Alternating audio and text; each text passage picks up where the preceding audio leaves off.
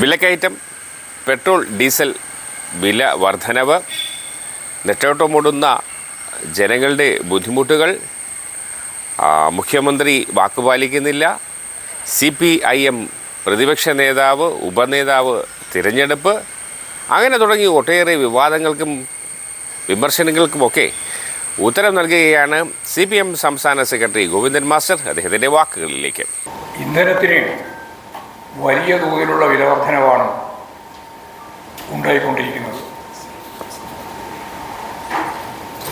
ഏതെങ്കിലും ഒരു വർധനവ് കൊണ്ട് അവസാനിക്കുമെന്ന് തോന്നുന്നതല്ല. കഴിഞ്ഞ മെയ് 15 മുതൽ 25 വരെയുള്ള ദിവസങ്ങളിൽ 11 ദിവസത്തിനിടയിൽ 4 തവണയാണ് പെട്രോൾ ഡീസൽ വില വർദ്ധിപ്പിച്ചത്. ഏതാണ്ട് 8 റുപ്യ ഒറ്റയടിക്ക് 11 ദിവസം കൊണ്ട് വർദ്ധിക്കുന്ന നിലയാണ് ഉണ്ടായത്. അന്താരാഷ്ട്ര മാർക്കറ്റിൽ വില കുറഞ്ഞപ്പോൾ അതിൻ്റെ ഗുണം ജനങ്ങൾക്ക് ലഭിക്കാതിരിക്കുന്നതിന് വേണ്ടി കേന്ദ്ര ഗവൺമെൻറ് ഇന്ധന നികുതി ഏർപ്പെടുത്തുകയുണ്ടായി. അന്ന് ജനങ്ങൾക്ക് ഈ ആനുകൂല്യം കൊടുക്കാതിരിക്കാൻ വേണ്ടി കേന്ദ്ര ഗവൺമെൻറ് ചെയ്ത ഏറ്റവും പ്രധാനപ്പെട്ട ഒന്നാണ് ഈ നികുതി കുത്തനെ അങ്ങോട്ട് കൂട്ടിയത്. ക്രൂഡ് ഓയിൽ വിലയുടെ വർധനവിൻ്റെ പേര് പറഞ്ഞാണ് ജനങ്ങളുടെ മേലെ ഇപ്പോഴും ഈ അധിക ഭാരം അടിച്ചേൽപ്പിച്ചുകൊണ്ടിരിക്കുന്നത്. ഇത് കേന്ദ്ര ഗവൺമെൻറ് പശ്ചിമേഷ്യൻ മേഖലയിലുള്ള യുദ്ധസമാനമായ സാഹചര്യത്തെ അഭിമുഖീകരിക്കാൻ ഒരു തരത്തിലുള്ള മുൻകരുതലും ഇത്രയും കാലമായിട്ടും കൈകാര്യം ചെയ്യപ്പെട്ടില്ല എന്നുള്ളത് കൂടി നമുക്കിതിൻ്റെ ഭാഗമായിട്ട് മനസ്സിലാക്കാനും കഴിയും. LPGയുടെ വില വൻ തോതിലാണ് വർദ്ധിപ്പിച്ചത്. വാണിജ്യ സിലിണ്ടറുകളുടെ വില 4 മാസം കൊണ്ട് 1544 റുപ്യയാണ് വർദ്ധിപ്പിച്ചത്. ഇതൊരു സർവകാല റെക്കോർഡാണ്. ഏതാണ്ട് ഇരട്ടി. 2025 അവസാനം ഉണ്ടായിരുന്ന വില ഏതാണ്ട് 1500-1600 റുപ്യയും. അതാണ് ഇപ്പോൾ യഥാർത്ഥത്തിൽ ഇപ്പോൾ 3000-ലധികം റുപ്യയായിട്ട് 3131 റുപ്യയായിട്ട് വർദ്ധിപ്പിച്ചത്. 1544 റുപ്യ ഒരു സിലിണ്ടറിൻ്റെ മേലെ, വാണിജ്യ സിലിണ്ടറിന് മേലെ വർദ്ധിപ്പിച്ചിരിക്കുകയാണ്. ഇത് ഹോട്ടലുകളെയും റെസ്റ്റോറൻറ്റുകളെയും നമ്മുടെ ഉച്ചക്കഞ്ഞി വിതരണം ചെയ്യുന്ന സ്കൂളുകളെപ്പോലും ബാധിച്ചിരിക്കുകയാണ്. ഇത്രയും വലിയ പണം കൊടുത്ത് ഇന്ധനം ഉപയോഗിക്കാൻ വാതകം ഉപയോഗിച്ച്, കാരണം മുമ്പ് തന്നെ വിറക് ഉപയോഗിക്കാൻ പാടില്ല എന്നുള്ള നിബന്ധന ഉണ്ടായിരുന്നു സ്കൂളുകളിൽ പാചകം ചെയ്യാൻ. അതൊരിക്കൽ പിൻവലിച്ചു. പക്ഷേ കേന്ദ്രത്തിൻ്റെ സമ്മതം കൊണ്ട് വീണ്ടും അത് പാചകം മുഴുവൻ ഗ്യാസ് തന്നെ ആവണം എന്ന് തീരുമാനിച്ചു. ഇങ്ങനെയാണ് അവിടെ ഈ പറയുന്ന വാണിജ്യ സിലിണ്ടറിൻ്റെ വിലയാണ് അവർ കൊടുക്കേണ്ടത്, സ്കൂളുകളിൽ കൊടുക്കേണ്ടത്. വലിയ രീതിയിലുള്ള പ്രയാസമാണ് ഹോട്ടലുകളിലും റെസ്റ്റോറൻറ്റുകളിലും ഉൾപ്പെടെ വലിയ രീതിയിൽ വില വർദ്ധിക്കുകയാണ്. ടാക്സി, ഓട്ടോ, ചരക്ക് ഗതാഗതത്തിലും ഇത് വല്ലാതെ രീതിയിലുള്ള പ്രശ്നമായി കഴിഞ്ഞിരിക്കുകയാണ്. സ്വകാര്യ ബസ് വ്യവസായം യഥാർത്ഥത്തിൽ പ്രതിസന്ധിയിലേക്ക് നീങ്ങിയാണ്. അവശ്യ വസ്തുക്കളുടെ സാധനങ്ങളുടെ വില ക്രമാതീതമായി വർദ്ധിച്ചുകൊണ്ടിരിക്കുകയാണ്. ഇത്തരത്തിൽ സംസ്ഥാനത്തെ ആകമാനം വലിയ പ്രതിസന്ധിയാണ് ഇന്ധന വില വർധനവിൻ്റെ ഭാഗമായിട്ട് സൃഷ്ടിക്കുന്നത്. ഗാർഹിക സിലിണ്ടറിൻ്റെ വില മാർച്ച് മാസത്തിലാണ് യഥാർത്ഥത്തിൽ 60 റുപ്യ വർദ്ധിപ്പിച്ചത്.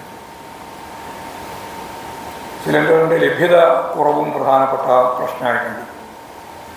അപ്പോൾ നേരത്തെ BJP സർക്കാർ ഗാർഹിക സിലിണ്ടറിൻ്റെ സബ്സിഡി എടുത്തു മാറ്റി അത് നിങ്ങളുടെ അക്കൗണ്ടിൽ ലഭ്യമാക്കുമെന്നായിരുന്നു അന്ന് പറഞ്ഞിരുന്നത്. എന്നാൽ ഒരു അക്കൗണ്ടിലും ലഭ്യമാക്കിയിട്ടില്ല. നേരത്തെ പറഞ്ഞതുപോലെ വില ക്രമാതീതമായി വർദ്ധിച്ചു വരികയുമാണ് ചെയ്യുന്നത്. നേരത്തെ പറഞ്ഞതുപോലെ അമേരിക്കയ്ക്ക് കീഴടങ്ങിയ ഇന്ത്യൻ നയവും ഇതിൻ്റെ കാരണമായിട്ട് നമുക്ക് കാണാൻ കഴിയും. റഷ്യയിൽ നിന്നും താരതമ്യേന വില കുറഞ്ഞ എണ്ണ വാങ്ങുന്നതിന് അമേരിക്ക തടസ്സം നിന്നപ്പോൾ അതനുസരിച്ചുള്ള നിലപാട് ഇന്ത്യ ഗവൺമെൻറ് അംഗീകരിച്ചു കൊടുക്കുന്ന സമീപനം നമ്മൾ കണ്ടു. ഈ അവസ്ഥ ഗുരുതരമാക്കിയതിലുള്ള പ്രധാനപ്പെട്ട കാര്യം അതാണ്. പിന്നെ ഇറാനിൽ നിന്നുള്ള ഗ്യാസ് പൈപ്പ് നിർത്തിവെച്ചതുമായി ബന്ധപ്പെട്ട് അമേരിക്കൻ സമ്മർദ്ദത്തിന് വഴങ്ങിയിട്ടാണ് എന്ന് എല്ലാവർക്കും അറിയാം.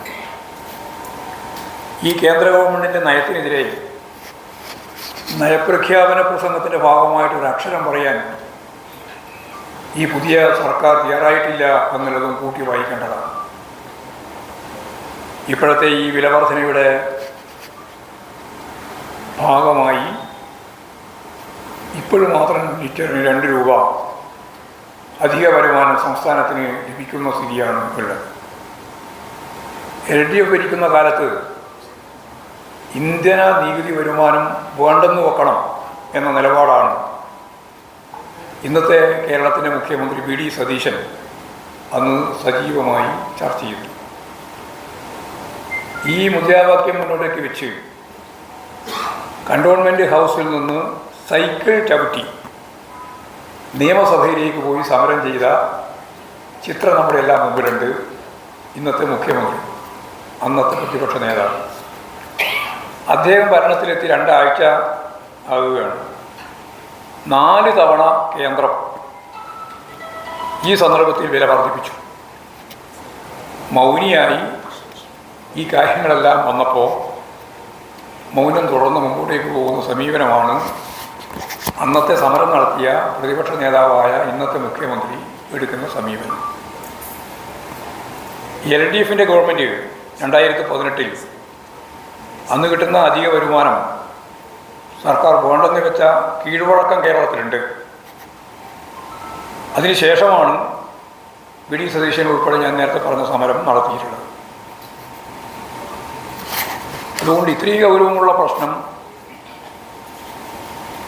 ഗവർണറുടെ നയപ്രഖ്യാപന പ്രസംഗത്തിൻ്റെ ഭാഗമായിട്ട് ഉൾപ്പെടുത്തിയില്ല എന്നുള്ളതും പ്രശ്നം തന്നെയാണ്. അതേപോലെ വളരെ പ്രധാനപ്പെട്ട വേറൊരു പ്രശ്നമാണ് റേഷൻ വിതരണവുമായിട്ട് ബന്ധപ്പെട്ടത്. റേഷൻ വിതരണമാകെ താളം തെറ്റിയിരിക്കുന്നു എന്നുള്ളതാണ് ഇന്നത്തെ ഒരവസ്ഥ. 2 മാസം ഒന്നിച്ച് ഭക്ഷ്യധാന്യം നൽകുന്ന പദ്ധതി തന്നെ സംസ്ഥാന സർക്കാർ ഇപ്പോൾ ഉപേക്ഷിച്ചിരിക്കുന്നു. നീല കാർഡ് ഉടമകൾക്കുള്ള അധിക അരിയും നിർത്തലാക്കിയിരിക്കുകയാണ്. ഇതിനെല്ലാം എതിരായിട്ടുള്ള പ്രതിഷേധം നാട്ടിൽ ഉയർന്നു വരുന്നുണ്ട്. വിലക്കയറ്റത്തിൻ്റെ ഏറ്റവും പ്രധാനപ്പെട്ട ഒരു കാര്യം ഇത്തരമുള്ള നയവൈകല്യങ്ങൾ തന്നെയാണ് എന്ന് നമുക്ക് കാണാൻ കഴിയും. വില നല്ലതുപോലെ വർദ്ധിക്കുന്ന നിലയിലേക്ക് കേരളത്തിലെ നിത്യോപയോഗ സാധനങ്ങളുടെ മേലെയും കൂടി എത്തിയിരിക്കുകയാണ്. അപ്പോൾ ഇത്തരത്തിലുള്ള ജനവിരുദ്ധ നിലപാടുകൾ, ഇന്ധന വില വർധന ഉൾപ്പെടെയുള്ള ജനജീവിതം ദുസ്സഹമാക്കുന്ന നയങ്ങൾ, കേന്ദ്ര ഗവൺമെൻറ്റിൻ്റെ സമീപനം, അവയോട് എതിർപ്പ് പ്രകടിപ്പിച്ചുകൊണ്ട് അതിശക്തിയായ രീതിയിലുള്ള ഒരു സമര പരിപാടി വരുന്ന 4-ാം തീയതി വ്യാഴാഴ്ച കേരളത്തിലുടനീളം എല്ലാ ജില്ലാ ഏരിയ കേന്ദ്രങ്ങളിലും കേന്ദ്ര സർക്കാർ ഓഫീസുകൾക്ക് മുമ്പിലോ തിരഞ്ഞെടുക്കപ്പെട്ട പ്രത്യേക കേന്ദ്രത്തിലോ ഒരു ജനകീയ പ്രക്ഷോഭം സംഘടിപ്പിക്കാൻ ഇപ്പോൾ CPM തീരുമാനിച്ചിട്ടുണ്ട്. ഈ തീരുമാനം കേരളത്തിലെ മുഴുവൻ ജനങ്ങളുടെയും ആവശ്യവുമായിട്ട് ബന്ധപ്പെട്ടിട്ടുള്ള ഒന്നാണ് എന്നുള്ളതുകൊണ്ട് എല്ലാവിധ പിന്തുണയും ഉണ്ടാവണം എന്നുള്ളതാണ് ഒരു പ്രധാനപ്പെട്ട കാര്യമെന്ന രീതിയിൽ ചൂണ്ടിക്കാണിക്കാനുള്ളത്. നിയമസഭാ തെരഞ്ഞെടുപ്പിൽ BJPയുമായി ചേർന്ന് നിന്ന UDF. ഞങ്ങൾക്കെതിരായിട്ടാണ് ഡീലൊക്കെ പറഞ്ഞതെങ്കിലും തെരഞ്ഞെടുപ്പിൻ്റെ ഭാഗമായിട്ട് അവരൊപ്പം ചേർന്നിട്ടാണ് പല നിയോജക മണ്ഡലങ്ങളിലും മുന്നോട്ടേക്ക് നീങ്ങിയത് എന്ന് രാജീവ് ചന്ദ്രശേഖരൻ ഉൾപ്പെടെയുള്ളവരുടെ പ്രസ്താവനകളിൽ നിന്ന് നമുക്ക് മനസ്സിലായിട്ടുള്ളതാണ്. അനുഭവം തന്നെയാണ്. അപ്പോൾ UDF അവരുടെ നയങ്ങൾക്കും അവരുടെ ചെയ്തികൾക്കും അനുകൂലമായ കീഴടങ്ങൽ സമീപനം സ്വീകരിക്കുന്നു എന്നതിൻ്റെ ഏറ്റവും പ്രധാനപ്പെട്ട തെളിവ് ഇപ്പോൾ പുറത്തു വന്നത് RSSൻ്റെ കാഴ്ചപ്പാടിൻ്റെ അടിസ്ഥാനത്തിലുള്ള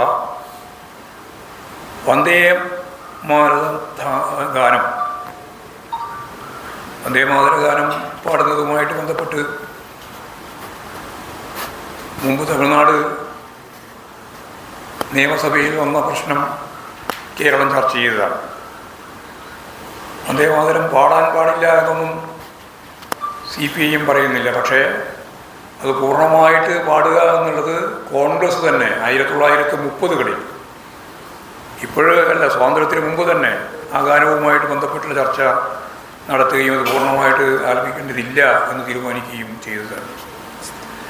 പക്ഷെ ഇവിടെ അതുമായിട്ട് ബന്ധപ്പെട്ട് വന്നപ്പോൾ പ്രതിഷേധാത്മകമായ തലത്തിൽ നിരവധി മേഖലയിൽ നിന്ന് ഉയർന്നു വന്ന സന്ദർഭത്തിലൊന്നും വന്ദേമാതരം പാടിയതുമായിട്ട് ബന്ധപ്പെട്ട് പ്രതികരിക്കാൻ മുഖ്യമന്ത്രി ഉൾപ്പെടെ തയ്യാറായിട്ടില്ല എന്നുള്ളത് സത്യം. ഈ നേതാവിനെ എന്ന് പറഞ്ഞാൽ RSSൻ്റെ പ്രധാനപ്പെട്ട അധ്യാപക സംഘടനാ നേതാവിനെ MG സർവകലാശാലയുടെ വൈസ് ചാൻസലറാക്കാനുള്ള പദ്ധതിയാണ് നടപ്പിലാക്കിയിട്ടുള്ളത്, താൽക്കാലികമായിട്ട് നിയമിച്ചിട്ടുള്ളത്. കുസാറ്റിലെ സംഘപരിവാർ അധ്യാപക സംഘടനയുടെ നേതാവായിരുന്നു, അതിൻ്റെ സ്ഥാപക നേതാവായിരുന്നു അദ്ദേഹം. VCയുടെ ചുമതല ഇപ്പോഴും അദ്ദേഹത്തിനാണ് നൽകിയിട്ടുള്ളത്. ഒരേ ഒരു മെറിറ്റ് മാത്രമേ ഉള്ളൂ, RSSൻ്റെ സംഘപരിവാർ വിഭാഗത്തിലെ അറിയപ്പെടുന്ന ഒരു നേതാവാണ് എന്നുള്ളത് മാത്രമാണ്. ചട്ടപ്രകാരം വൈസ് ചാൻസലർ ആകേണ്ടവരുടെ പട്ടിക യഥാസമയം ഗവർണർക്ക് നൽകേണ്ടിയിരുന്നു. അങ്ങനെ നൽകാൻ UDF തയ്യാറായില്ല. LDF സർക്കാരിൻ്റെ കാലത്ത് VC ഒഴിഞ്ഞപ്പോൾ 3 പേരുടെ പട്ടിക അപ്പോഴത്തന്നെ തയ്യാറാക്കി അതിൽ നിന്നൊരാളെ നിയമിക്കണം എന്ന് പറഞ്ഞ ഇടപെടൽ LDF നടത്തിയിരുന്നു. MG സർവകലാശാലയിൽ പുതിയ വൈസ് ചാൻസലർ നിയമിക്കുന്ന സെർച്ച് കമ്മിറ്റി ചേരാൻ സെനറ്റ് യോഗം തീരുമാനിച്ചിരുന്നു കഴിഞ്ഞ 25-ന്. ഈ 25-ന് തലേദിവസം അവിടെ പരിപാടി വെച്ച് 26-ാം തീയതിയാണ് സെനറ്റ് യോഗം ചേരാൻ തീരുമാനിച്ചത്. അതിന് തലേദിവസമാണ് ഗവർണറും വകുപ്പ് മന്ത്രിയും അവിടെ പോയത്. അവിടെ പോയിട്ട് 26-ന് ചേരുന്ന യോഗം വേണ്ടെന്ന് വെച്ചു. സെർച്ച് കമ്മിറ്റിയെ തീരുമാനിക്കാനുള്ള സെനറ്റ് യോഗം ഈ 2 പേരും ചേർന്ന് വേണ്ടെന്ന് വെച്ചു. സംഘപരിവാറിൻ്റെ അജണ്ടക്ക് കീഴ്പ്പെട്ടുകൊണ്ട് മുന്നോട്ടേക്ക് പോവുകയാണ് UDF എന്നുള്ളതിൻ്റെ ഏറ്റവും പ്രധാനപ്പെട്ട തെളിവാണ് ഇത് സംബന്ധിച്ച് നമ്മുടെ മതനിരപേക്ഷ വിദ്യാഭ്യാസ സംവിധാനത്തെ ശക്തിപ്പെടുത്താനുള്ള നടപടികൾ സ്വീകരിക്കുന്നില്ല എന്ന് മാത്രമല്ല, കാവ്യവൽക്കരണത്തിലേക്ക് കാര്യങ്ങൾ നീക്കാൻ UDFൻ്റെ പിന്തുണയോടുകൂടി ഗവർണർ ഉന്നത വിദ്യാഭ്യാസ മേഖലയിൽ, പ്രത്യേകിച്ച് ഇപ്പോൾ നമ്മുടെ മുമ്പിൽ വന്നിട്ടുള്ള MG സർവകലാശാലയിൽ കരിക്കൾ നീക്കിയിരിക്കുന്നു എന്നുള്ളതാണ് സത്യം. അപ്പോൾ കേരളത്തിൻ്റെ മതനിരപേക്ഷ വിദ്യാഭ്യാസ ക്രമത്തെ തകർക്കാനുള്ള ശ്രമത്തിൽ RSS, BJP, UDF ഡീലിൻ്റെ ഭാഗമായി ആ അജണ്ട കൈകാര്യം ചെയ്തു വരുന്നു എന്നുള്ളത് കൂടി വളരെ ഗൗരവമുള്ള പ്രശ്നമായിട്ട് നമ്മൾ കാണേണ്ടതായിട്ടുണ്ട്. CPIM BJP ഡീലെന്ന പരസ്യ പ്രചാരണം നടത്തി മാധ്യമങ്ങളും അതുപോലെ തന്നെ VD സതീശൻ ഉൾപ്പെടെയുള്ള ആളുകളും എന്താണ് ഇപ്പോഴും ചെയ്തുകൊണ്ടിരിക്കുന്നത് എന്ന കാര്യം വളരെ വ്യക്തതയോടുകൂടി നമുക്ക് മനസ്സിലാകുകയാണ്. BJPയും അതുപോലെ തന്നെ സംഘപരിവാർ വിഭാഗവും VD സതീശൻ ഉൾപ്പെടെയുള്ള UDF നേതൃത്വവും മുഖ്യമന്ത്രിയും മന്ത്രിമാരും ഇപ്പോഴീ നേതാക്കന്മാർ, സാമുദായിക നേതാക്കന്മാരുൾപ്പെടെ കാണുന്നതിന് പോകുന്ന ഘോഷയാത്രയാണ് ഞങ്ങളിപ്പോൾ നിങ്ങളെല്ലാം കണ്ടുകൊണ്ടിരിക്കുന്നത്. വാർത്ത വന്നുകൊണ്ടിരിക്കുന്നത് എന്നുള്ളതാണ്. ഇതാണ് പൊതുവായിട്ട് പറയാനുള്ള കാര്യം. CPIM വിലക്കയറ്റത്തിനെതിരെയും മറ്റു സാമൂഹിക പ്രശ്നങ്ങൾക്കെതിരെയുമൊക്കെ ശക്തമായി പ്രതികരിക്കാൻ ഒരുമ്പെട്ടിറങ്ങുകയാണ്. അതിൻ്റെ താക്കീതാണിത്. കാത്തിരുന്നു കാണാം. അതുവരെ എല്ലാവർക്കും നല്ലൊരു ദിവസം ആശംസിക്കുന്നു. Good luck.